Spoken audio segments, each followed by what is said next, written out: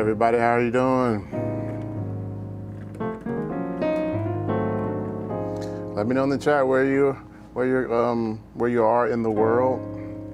We'll get started in just a moment. Just gonna give everybody a chance to come on in. Let me just check to make sure you all can see and hear me.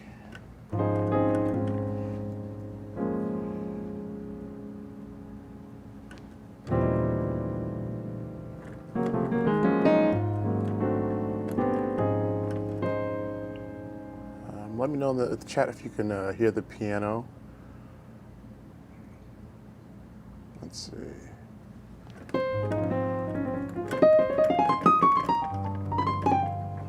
And if you can hear my voice.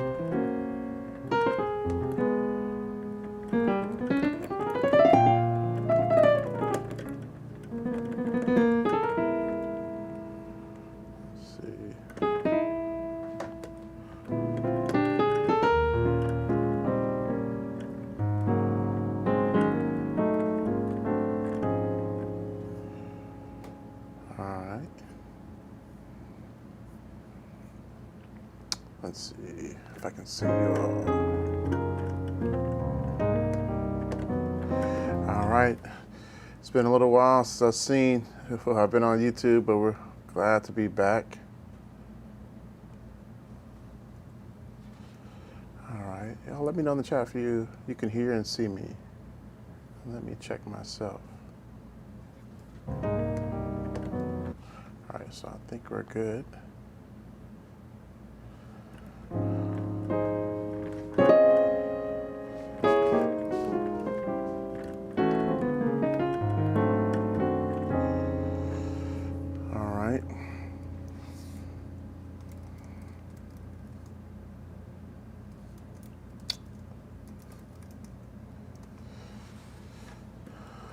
I appreciate that 180 perspective. Thank you.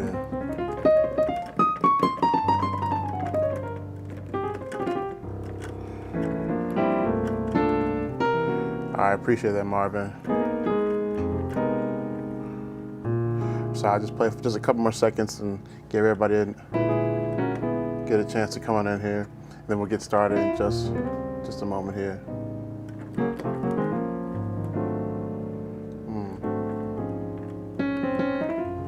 One of my favorite songs, The Promise by Andre Crouch.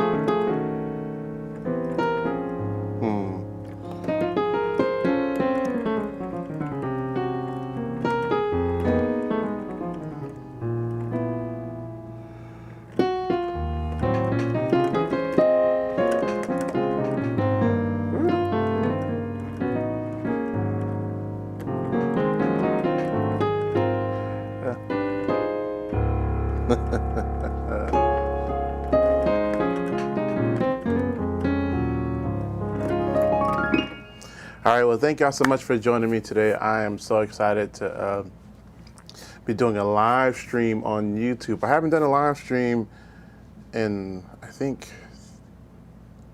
4 or 5 years. It's been a little while. So excited to be doing this live stream, and my plan is to continue it. And so we'll lock in on what would be the best time and day for everybody, but I'm excited to be here. And so what I wanted to do today is share a lesson. I was teaching in our premium membership. I was teaching a lesson, and I thought, man, this would be great for the YouTube audience. And so we'll have some fun. And so I was listening to a song called Marvelous by Walter Hawkins. And if anybody knows Walter Hawkins, the Hawkins family, you know their musician is Kevin Bond. And I believe Kevin Bond started playing with him when he was like 14, I think. And so I was listening to Kevin Bond play with him, and I heard him do something very, very interesting. And I said, okay, now let's dig into that and see what we can pull out of it to use in our own playing. And so what I want to do is I'm going to see if I can play that clip for you. And it's just a short clip. You might even notice what was all happening. It might just kind of like not initially impress you, but let's look at it. So here it is. Let me see if I can play it. Here it is. Praise the Lord, everybody. Praise the Lord, everybody.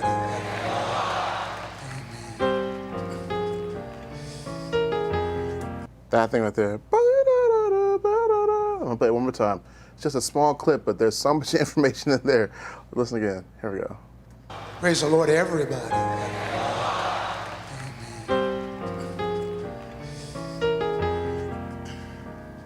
Ooh. Wow. All right, so let me just kind of show you what that is first, and then we'll dig into pulling out kind of all the tidbits. So he's in the key of A flat. And he goes, and he does this.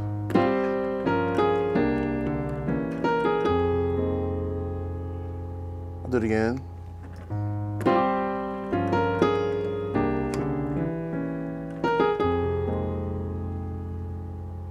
One more time.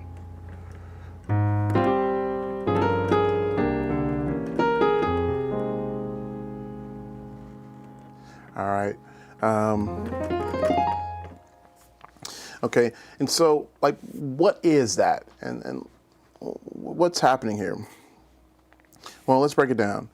We're in A flat, and we're doing basically a 2-5-1 to the F minor, so that's all it is. So A flat, then, okay. So pretty simple, but why does his sound so much better than that? You know, when I hear his,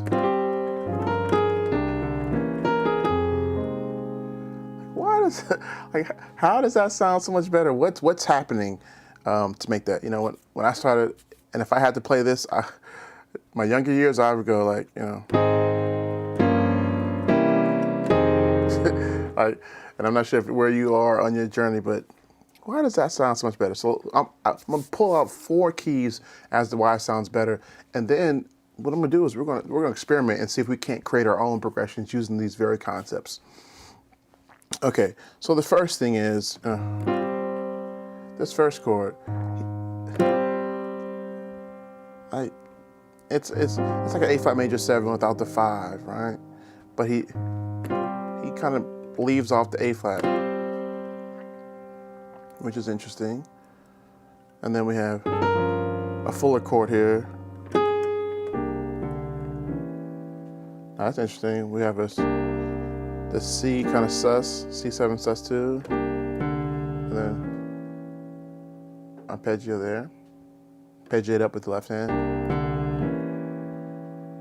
And then a fuller chord. And so one of the things we can pull out immediately is that he's not using all the same chord type. So he's using a couple different things happening. We have kind of this rootless voicing here, arpeggiation here.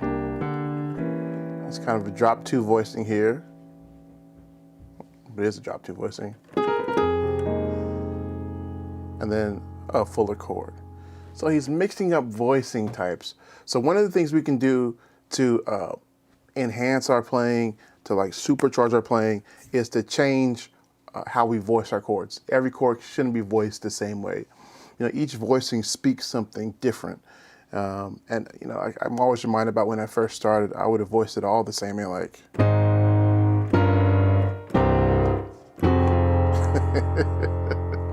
That's how I would have voiced it. But changing the voicing types.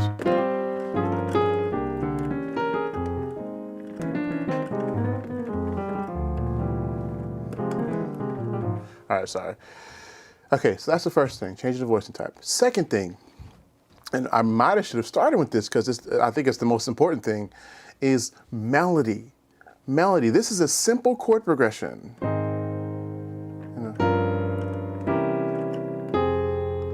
A a simple chord progression, but what makes it interesting, what makes it nice is that he's very intentional about the melodies. Listen.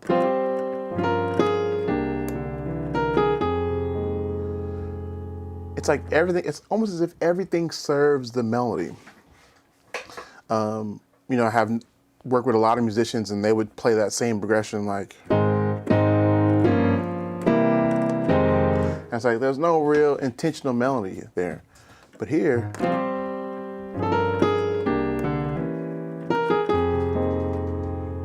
right? And there's one key note that really kind of sets this melody off, I believe. And that is that A flat right there.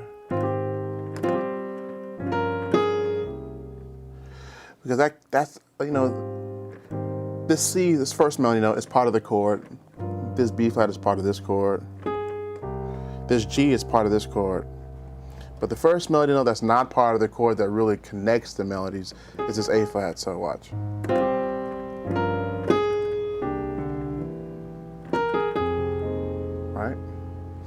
So utilizing melody, making sure a melody is the most prominent thing and everything else is serving the melody makes the progression sound better.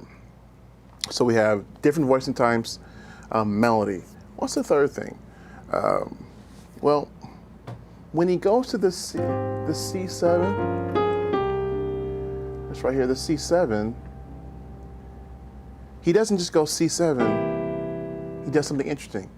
He plays it as a sus chord, and then he resolves it to dominant 7. Matter of fact, a dominant 7 with a flat 9. All right, so he goes, actually, and he goes, and if I keep the root down, you can see that C7 flat 9. So sus, and then dominant 7. So sus and 7. All right, so in front of our dominant chords, we're playing a suspended, when I say sus, I mean suspended chord, right? I'll play, you know. And then, and why, well, okay, well, let's dig into that. Why would you do sus before the dominant? And well, the reason is to add motion. By adding a suspended chord, you're able to kind of add motion.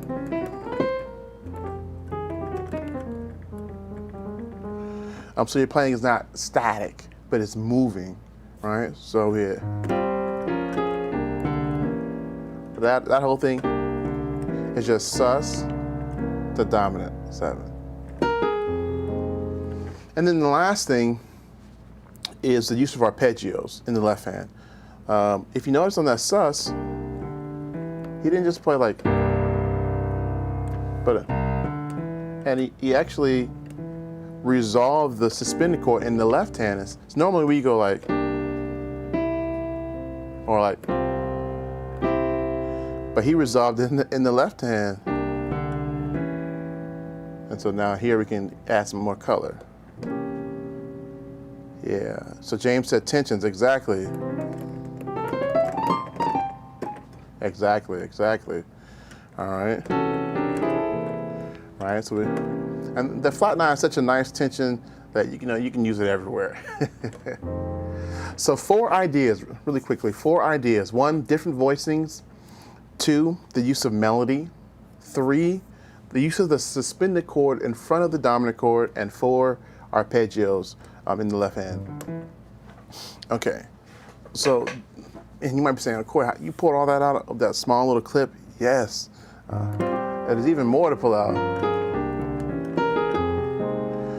But the point is not just to learn what he played, or not even just to do what I just did and kind of pull out some ideas from what he played.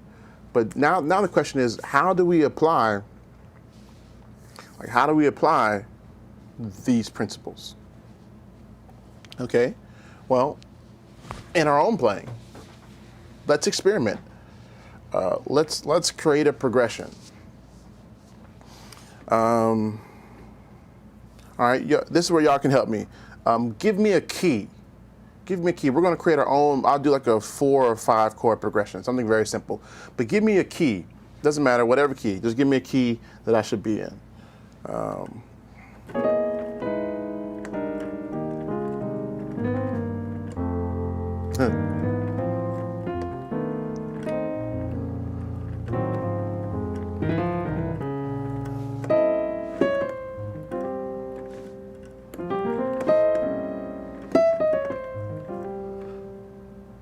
Somebody said, David said C.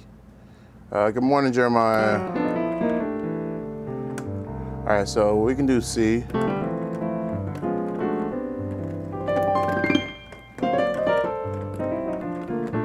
All right, so we'll do C.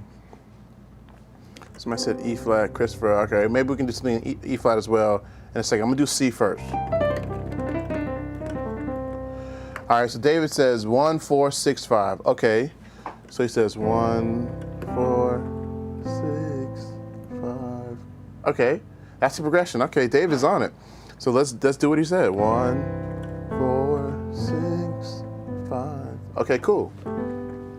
Now, all right. So first off, in doing this, I'm gonna start with the melody first. Even though I told you the first thing was different voicings, the actual first thing in order of importance is melody. So I'm gonna start with the melody first, and then I'll go voicing next. So I'm gonna create a melody, and when you're creating melodies, they don't have to be like the most amazing, most amazing thing in the world. Just have to be simple. Go for simplicity, strong. Let me see. I'm gonna just play through a couple ideas. Let's see.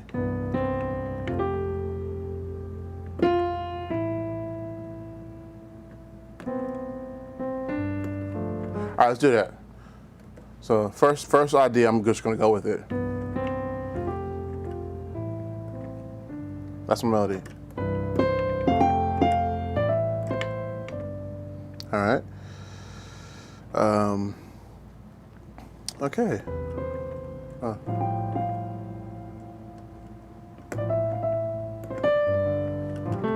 right, cool. So now I have to figure out the chords. So the first chord is C major with the B on top, right? So, and I'm gonna do 2 melody notes for that C.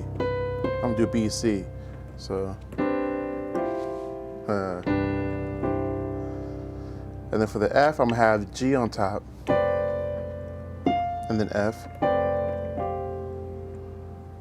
And then for the A minor, I'm gonna have E on top. And then for the G, I'm gonna have D on top. All right, cool. So, all right, now, let's see. I'm going to, let's try different voicing types. So different voicings, maybe do some inversions. So let's see, I'm gonna play the first chord. I'm gonna play the first chord in first inversion. Ooh. I like that.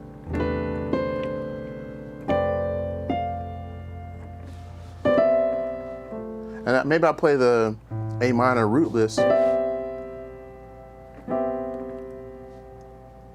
Yeah. And then for the G, I'll play it with the root. So cool, let's do that. So we have, all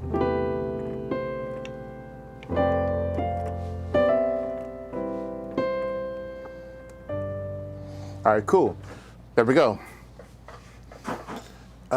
So now again, like normally, back in my younger years, I would have gone.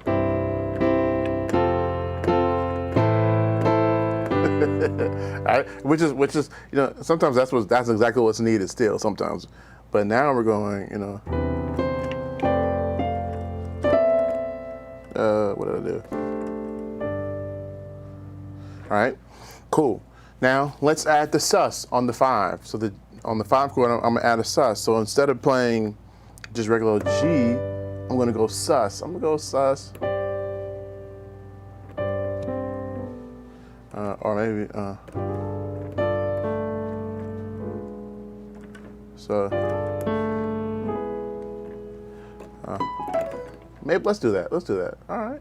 Hey, what's going on, Warren? Warren's in the building. Good to see you, man. So again. All right. Now this right here, I'm gonna go sus2.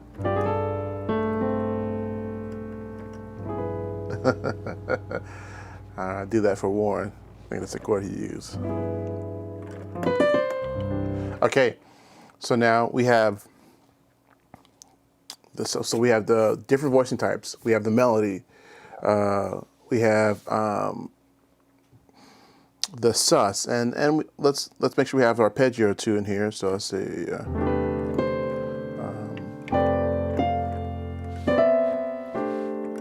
Right here, I'm doing arpeggio.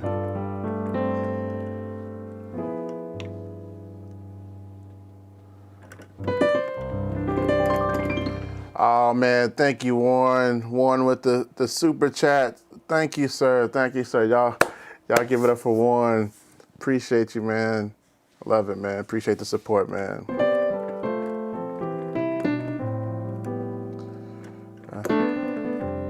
Man, I appreciate that, man, Warren. I really do.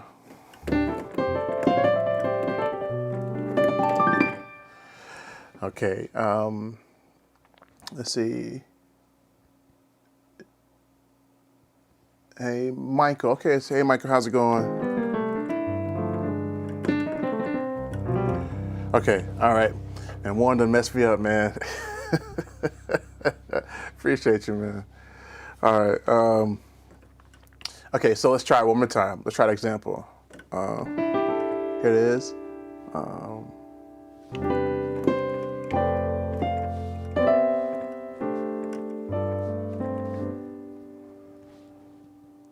Right. I can make it, diminish on like a flat 9.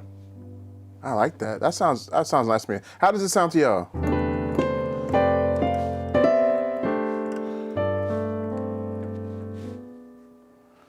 David was the one that suggested that one. So David, how's it feeling to you? Woo.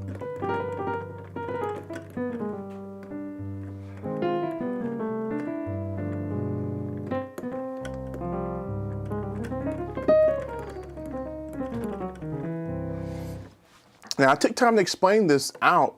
Like, we really took time to dig into it and just like figure out how to do this.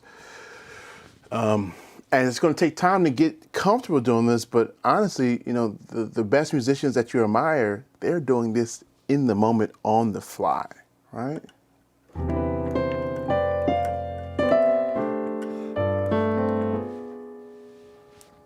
That's beautiful to me. I don't know about y'all, that's beautiful.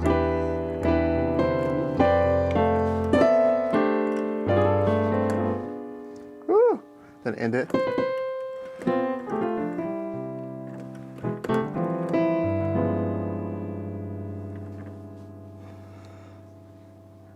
David said, truly grown 1465. Exactly. Grown meaning more mature sounding versus 1, 4, 6, 5. And there are times that's what's needed. So don't get me wrong. I'm not dismissing that. I'm just saying, if you want to, sometimes I get a lot of students that are stuck here. And they're trying to figure chord, how do I move from playing like this? This is like, it's like, what can I do? Well,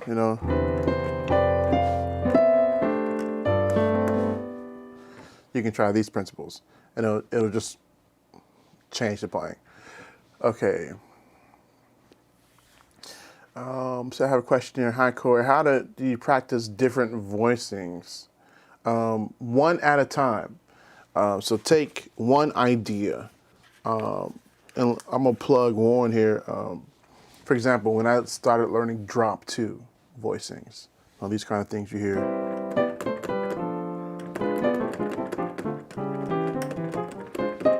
All that stuff like that, those are all drop 2 voicings. I practiced it for like 9 months straight, just that one voicing type in every way I could possibly practice it.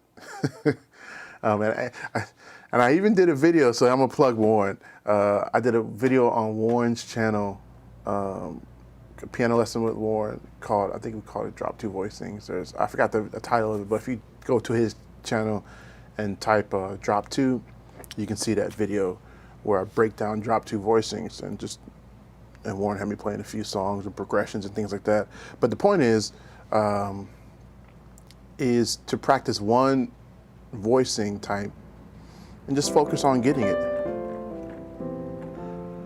The worst is trying to learn like a whole bunch of different voicing types and different voicing, excuse me, and be mediocre at all of them.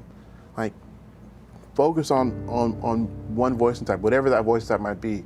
Now you might say, I want to play the best triads. Just focus on playing triads, Greg. Make sure your triads sound good. Or you might say, I want to do 4-note voicings, or more. And start simple triads, and add the 4th note, and keep going further and further. There are some voicing systems I've created. Matter of fact, in our premium membership, I have some voicing methodologies to kind of get you started, and there are a number of books as well to get you started on voicings. But the whole point is practice. Like, take one voicing and work it in every key and for every chord you can, and become proficient with it. James says, "What's a drop two voicing?" It just simply means, let's say if I have this is my chord right here, C major 7. It just means drop the second highest voice. So the second highest voice, or second highest note, is G here, so I'm gonna drop it down an octave. And so I'm gonna play it this. So my left hand's not playing the root C, it's gonna be playing this. All right? And you can take this idea and run with it.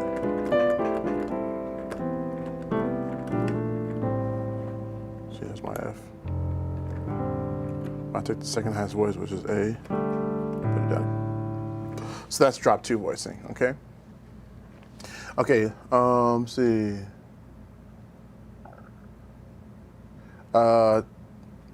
Tosh says, in the 1-4-6-5 progression you play like 2 different chord qualities per chord. How did you pick them? All right, so this is a great question. I didn't actually, well, let me answer the question directly. Melody. This is why I said start with melody. So for the C, so I said, and then for the F, and then for the A minor, and then for the G, right? So for the C, the melody is B first. So I've got to make sure I play my chord so that B is on top. And then for the next melody note, I got to play it so that C is on top. So however I voice my chord, I got to voice it so this B and C are on top one after the other. So I could go, right? Or, and actually I played the C in first inversion, so I put the E on the bottom. Right? And then for the F, I had the G, and then the F.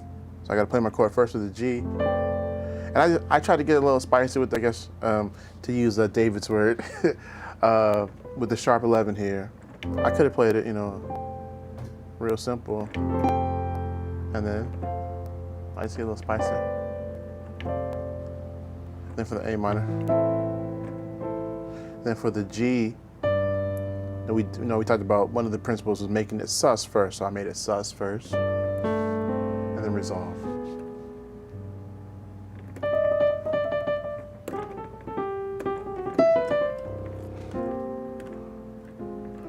Okay, so let's go back. Let me see. Is Christopher Johnson still here? Let me know in the chat. He picked E flat, so I want to maybe try to get one more example in. I go to E flat. If not, then if he doesn't say anything soon in the chat, we'll pick somebody else. So I want to do another example. So Chris, are you still here? If not, someone give me a key that they want to be in, and All right, Chris. All right, give me a chord progression, Chris, that you want to do.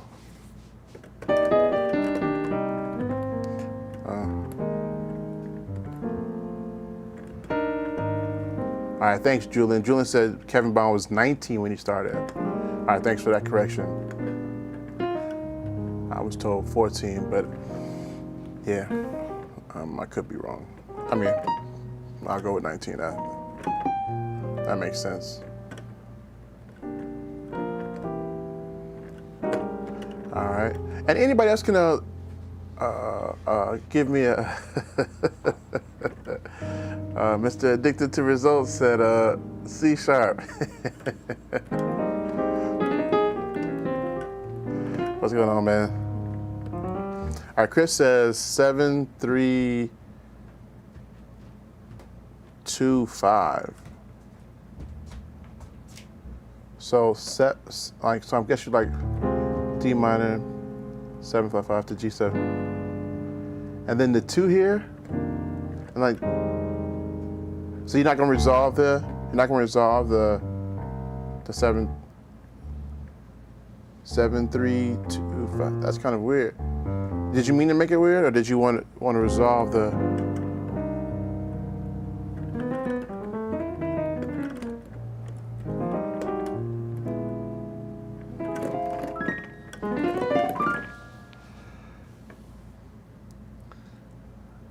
Okay, yeah, I see. So 7, 3, 6, 2, 5.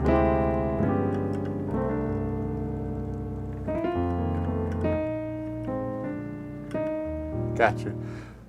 Oh no, he changed it. 7, 3, 6, 5, 1. Okay, cool. I will go with it. 7, 3, 6, 5, 1. So 7. All right. So let's create the melody.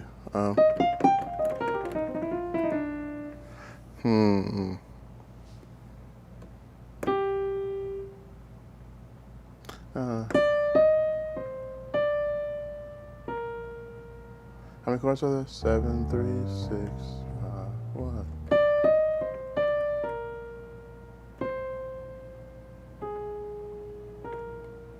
I'm just gonna go down the scale.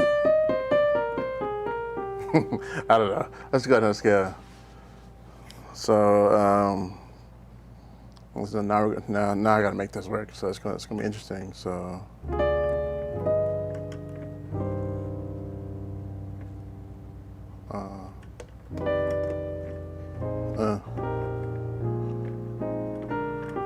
I mean, maybe I have too many melody notes, or.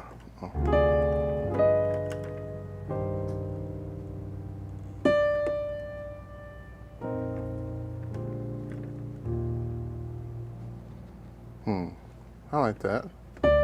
And I'm not trying to play the greatest melody, because I don't want you to think like you got to create the greatest thing ever in order to do this idea. So.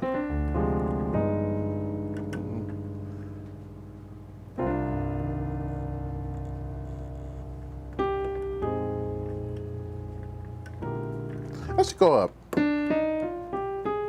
Let's go up. So I'm gonna start on D. I'm just gonna go up the scale. And then resolve it. Let's do that. So let's see. Sorry.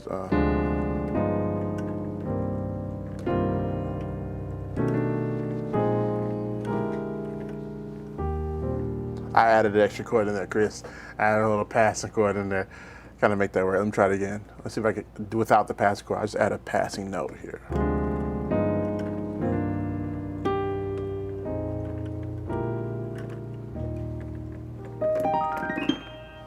Okay, cool.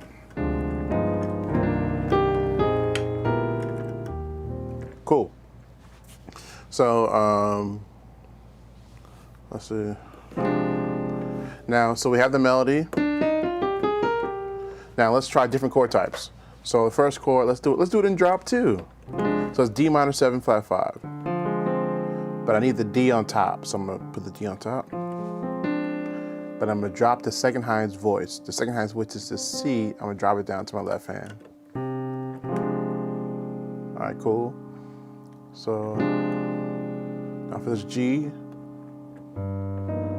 I have the sharp 5 in the melody.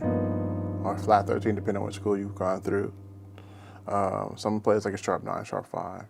So.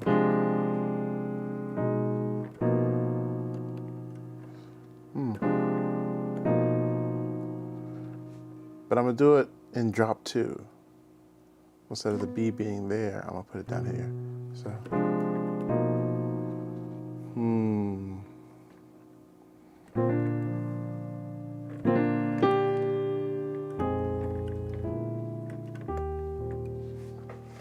Okay, all right. So we have drop 2, drop 2.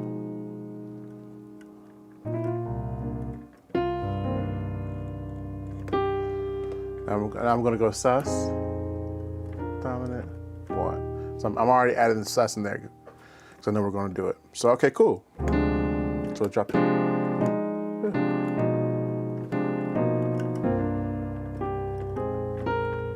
Okay, cool. I kind of want to do something different though. All right, on the C minor, I want to make it rootless. I'm gonna voice like this. So without the root. So let's do this.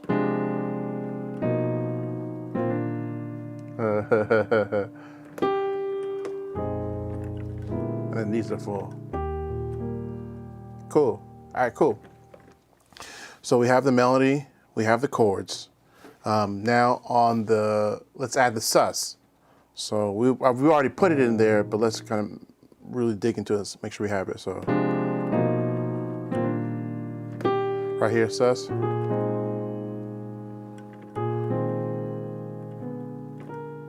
So sus, then resolve. All right, cool. And then lastly, let's add our arpeggio on that,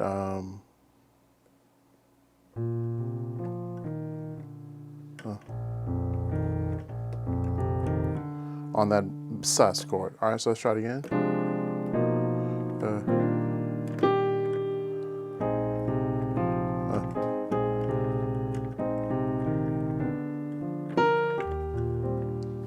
Okay, cool. Let's put it all together. Let's see.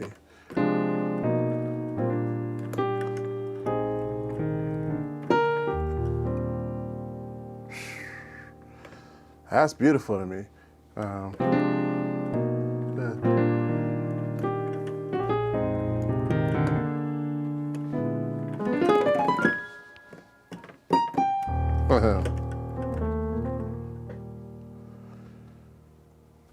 right, Chris, what do you think about that?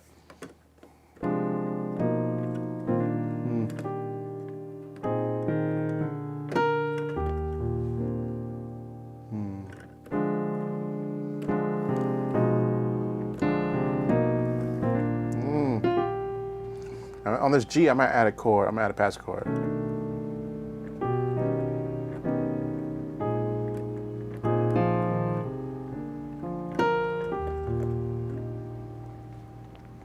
All right, thoughts, Chris? Or anybody else? Anybody else? What do you think? Do you like it?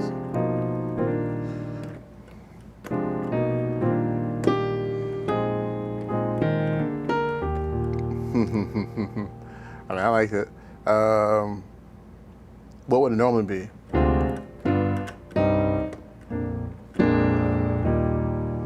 That's what it normally be. But now what do we have?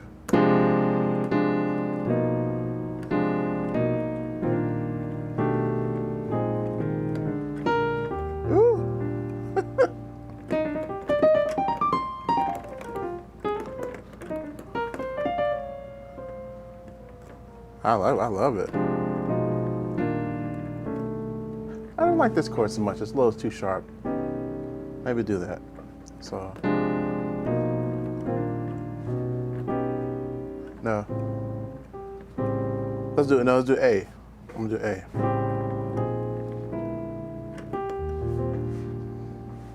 So let's try it again.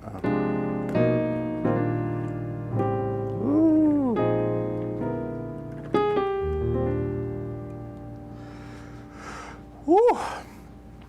That's it right there. That's the sound. Woo-hoo-hoo.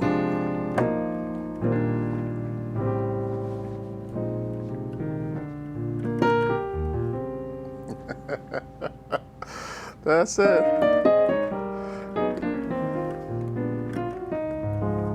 Woo. But I don't make it too sharp. Let me see.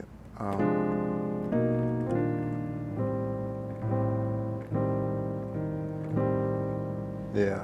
Instead of making, I could do this, or something like that, but.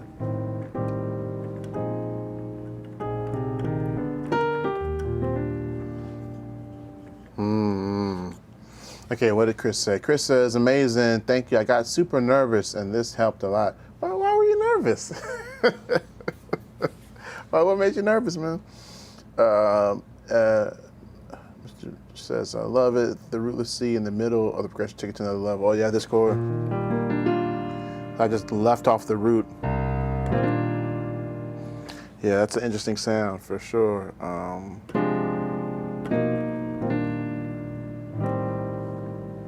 Yeah.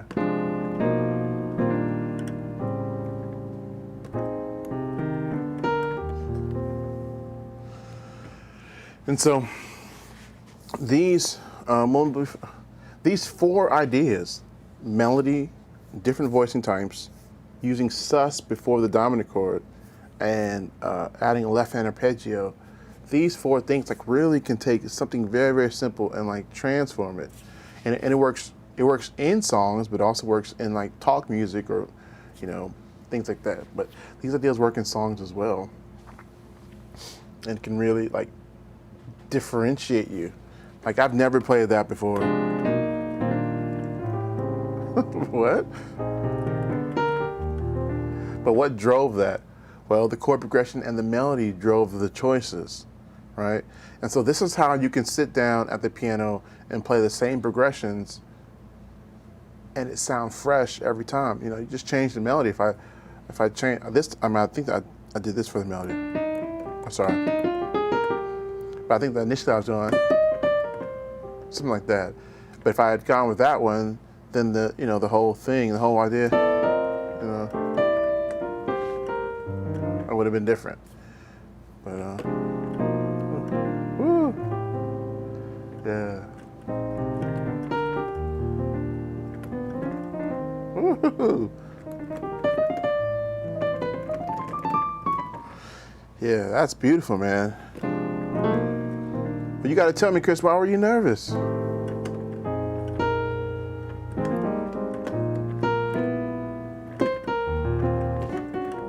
Okay, let's see. Jampy says, do you have piano lesson courses? I do teach piano lessons, and I do. If you're interested in any of my courses, I can definitely open them up. They're currently closed right now, but if you're interested in piano lessons, I'd love to talk with you. If you go to my website, skilledmusician.com. And just schedule a quick 15-minute meeting with me through Zoom. We can talk and see, what would be the best fit for you. So yeah, I'd love to work with you in whatever way I can, man. I'd love to help. Transcend says that's real nice. Oh man, thank you, man. Yeah, I like that. That's all Chris though.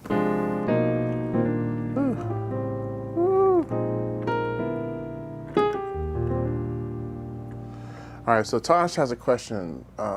If you're playing behind a soloist or a chord, do you still think of the melody on top concept? If yes, how do you ensure it doesn't clash with the melody of the song? Okay, if I'm behind a soloist, I'm still thinking melody, but I'm not playing melody verbatim. Oh, he says behind a soloist or a choir. Yeah, I'm not playing the melody verbatim. So I'm just trying to play the melody.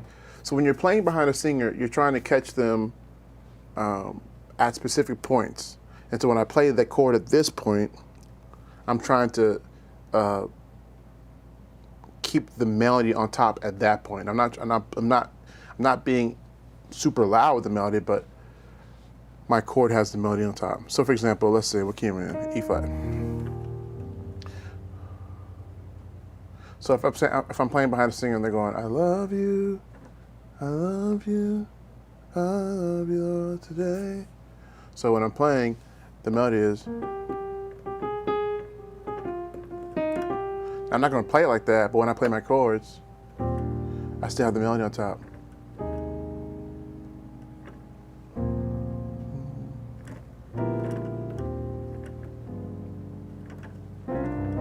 So I'm still honoring the melody.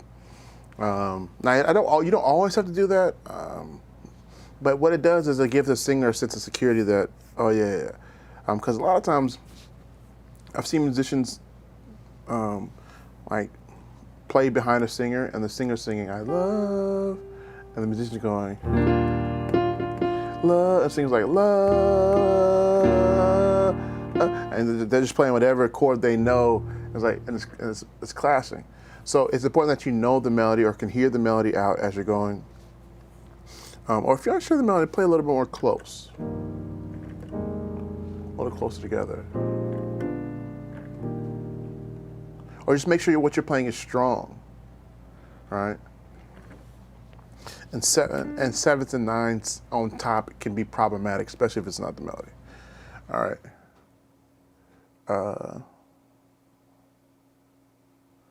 Chris says, I can't believe that you are actually talking to me. I'm a real shy guy and felt seen. Oh man, yeah. Yeah, man, we all here. We're all part of this family, helping each other. So that's what we're here for. Yeah, Transcend says you imply melody one compliment. Yeah. Tosh says, or do you come up with this melody as a counterpoint to the main melody of the song? So this particular idea that I'm talking about, it's like yes and no and yes. So if I'm like without a choir or soloist, then I'm playing. Then of course I'll play this stuff for sure by myself. You know,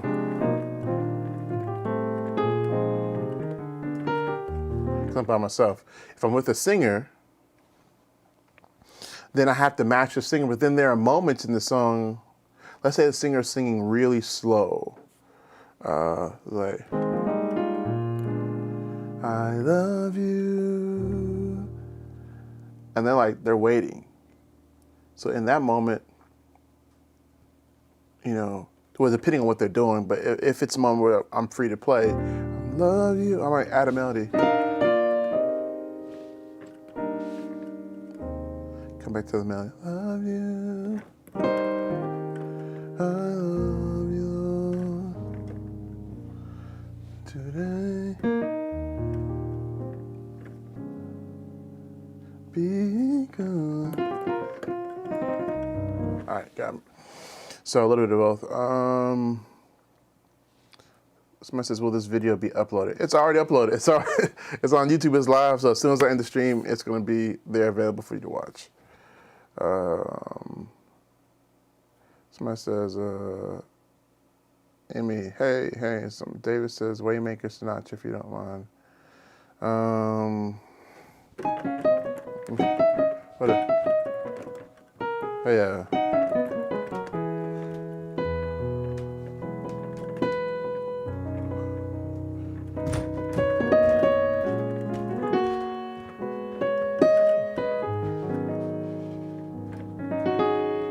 So you're right here, you can, I'm in B. I think the song is originally in B.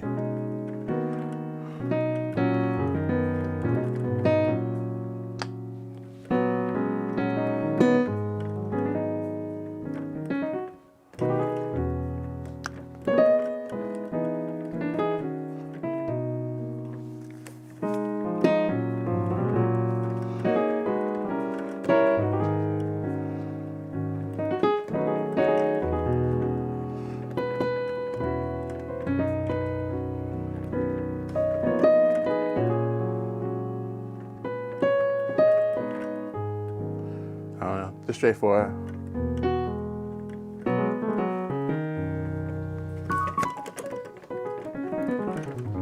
Nothing too crazy right there. Let's see. Okay, the song is meant to be real, be kind of clean, but but if depending on who I'm singing with,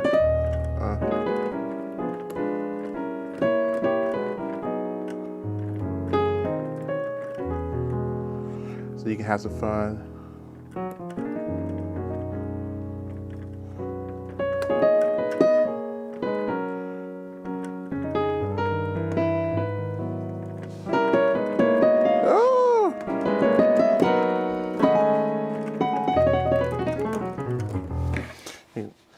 So yeah, all right, cool.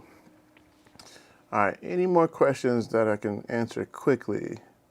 If not, we've been on here for a little minute now. Man, almost an hour, that's crazy.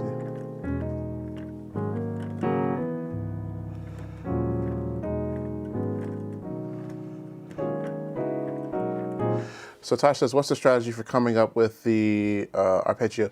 So this particular strategy I'm using is the same one that Bond did. So let's go back to his original example.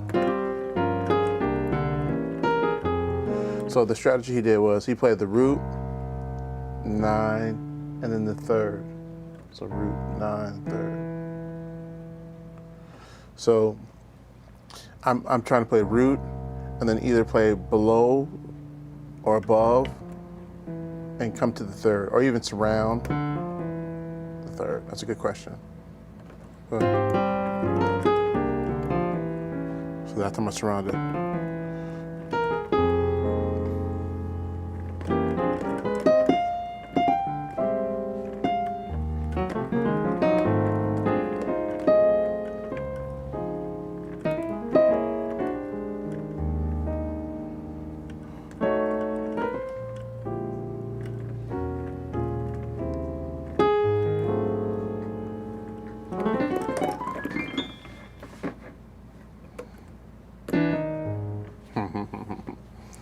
Okay, any other questions?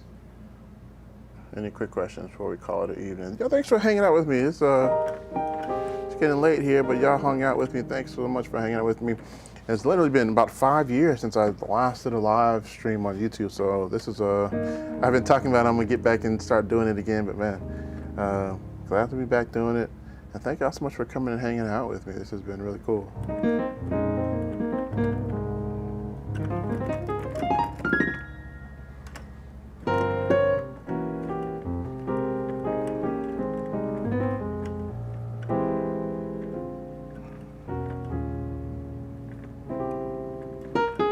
No more questions?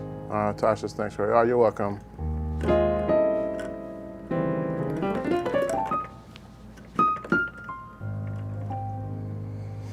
Okay. All right, well, thank y'all so much for being part. I really appreciate y'all. I'm honored that y'all stuck with me and joined me, and we're gonna keep doing that. We're gonna keep doing this this live stream. So stay tuned. I'll make the announcement. I'll send out a message to you all. I'll post on YouTube. So make sure you subscribe so you get the post to know when we're going live. And we got a lot of things coming for you all, so I'm excited. Matter of fact, in the next couple of weeks, we got some big things coming, so I want y'all to be a part of that. But thank y'all so much. And until the next one, be blessed and happy practicing.